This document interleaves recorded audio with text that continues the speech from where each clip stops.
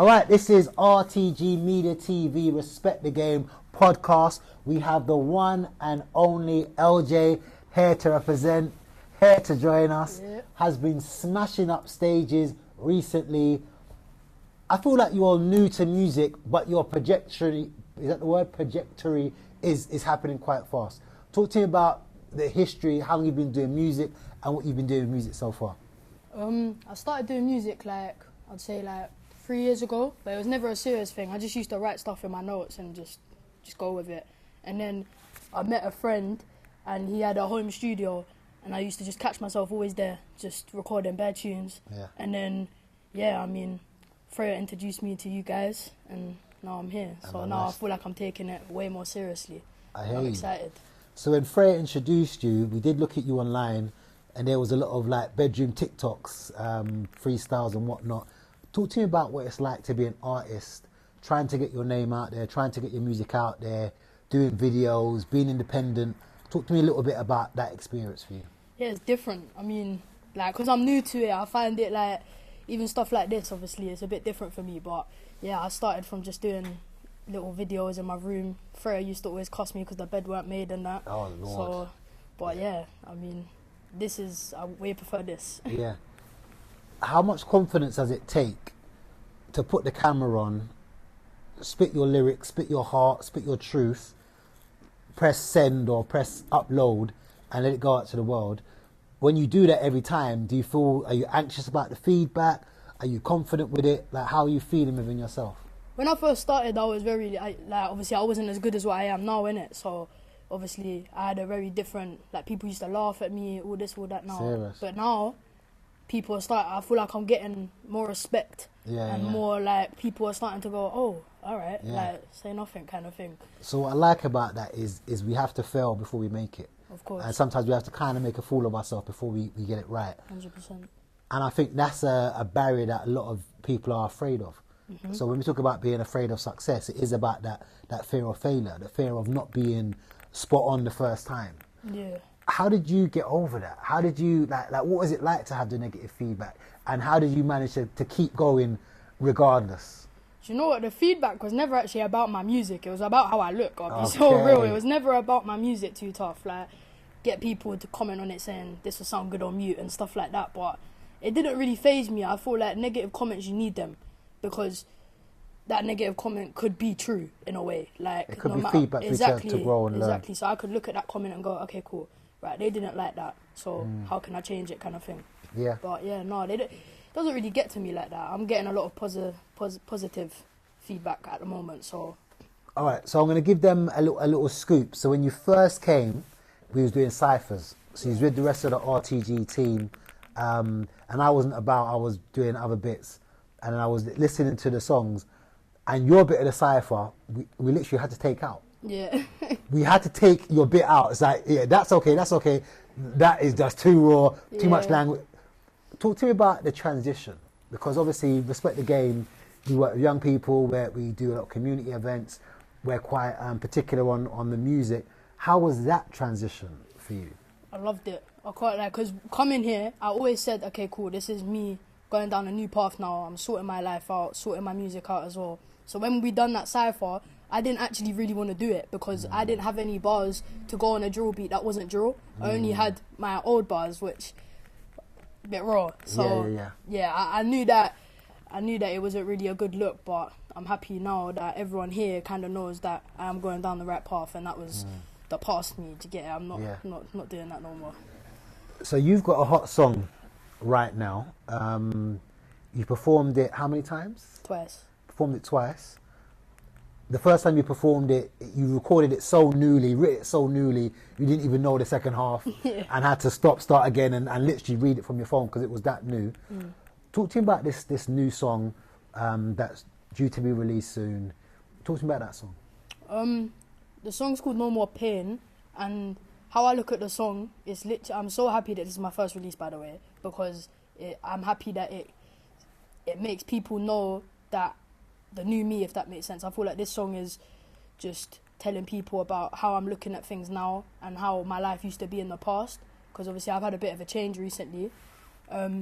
And yeah, I just feel like it's a very raw song to my feelings, if that makes sense. I feel like my feelings are all out on that song.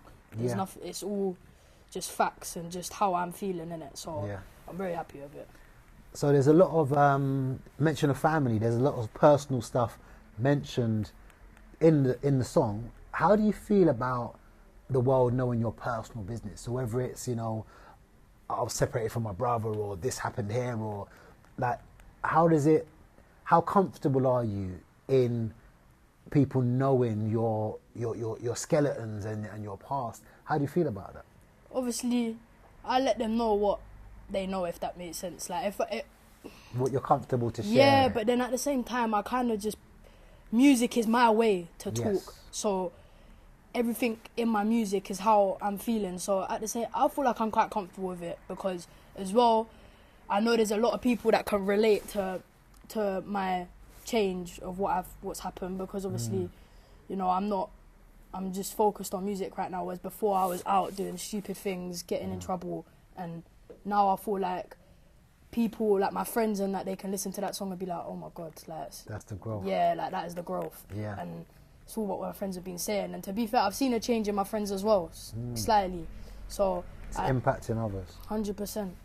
Talking about your friends, talking about your network. So when we do shows, your crew comes out, parents comes out, family comes out, friends comes out, uncles, cousins. Like, you sell tickets and people turn up. Talk to me about your support network. Oh, I got the best team, I'll be real. They all, like, because all the people that's in my team, they've been there from the jump. Whether they thought that I wasn't going to take music seriously or not, they've been there from the jump. So I look at it and it's like, I feel like they're genuinely just happy to just see the growth and be a part of it and be a part of the journey and that. And I'm even more happy that they're a part of the journey, because it makes it more rewarding. Exactly, 100%. Yeah. And when I perform, I need to stop this, but I just look at my family. I don't look at no one else. Yeah, I just look at my people. Them, pointing at them. Literally. The last performance, she was pointing at me, and it was gas. It was good. Yeah. I did actually reason with your dad, and he was saying, you know, you used to be into, I think it was football. Was it football? Football. So what else have you been into before this? Like, what was the journey? It was before I left school. Football that's what I was doing. I was playing for AFC Wimbledon, I was playing for Sutton United, I was playing for a lot of teams, and then I got injured to do with doing stupid things, and it kind of ruined my chances with football still. So then, and then after that, that's when I kind of thought, okay, cool, I can't do football no more, but there must be something else. And then obviously music come, and then music is all I see now. Don't really want to do nothing else. That's what I want. I want to be on the stage. I want people to hear my stuff and that. Okay. When you come dressed, you come correct. This is a chill day and you're looking still quite dapper. Talk to me about fashion. Talk to me about influence of fashion. Talk to me about clothing. Talk to me about marketing of yourself. Well, recently I've been wanting to change how I look, because I feel like my image really does matter, and I don't want to be that person that's known for just wearing a trackie and just with their hood up and stuff like that. But yeah, it's a bit harder, I'm not going to lie. I'm trying to get into different fashion and that, but I'm not with the baggy stuff. That's the only thing. But fashion is a big thing. Yeah, these are slim at the... Yeah, I see you. Yeah. So fashion is a big thing though. Okay, cool. A message for young artists coming up, new artists,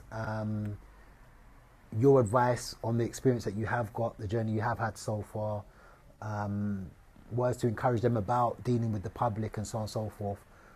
What would you say to them? What type of words and messages have you got for artists that may be looking up to you? They're going to hear your song, they're going to like your song, they're going to see snippets of you performing, and they're like, yeah, I like this person, they're listening to you. What message have you got for them? Just keep going. When I first started, I was terrible. I didn't know nothing about music. And even now, I've still got a lot to learn, but it's once you keep going and you meet the right people and you start going to different events and stuff, you start getting that confidence. Like, since I've met you guys, my confidence has gone from here to like up here, because you've got me involved in things that I never would have thought I'd be involved in. And yeah, just literally keep going. Don't listen to people that's giving you hate and that. It shouldn't affect you. You should use that as an advantage, and just literally keep going, keep writing. You heard it here first. Use the hate as fuel to keep going, to keep pushing. This is LJ. My name's Chris Cyrus. This is Respect the Game. You can find us at RTG Media TV. Let's get it. Yeah. Let's go.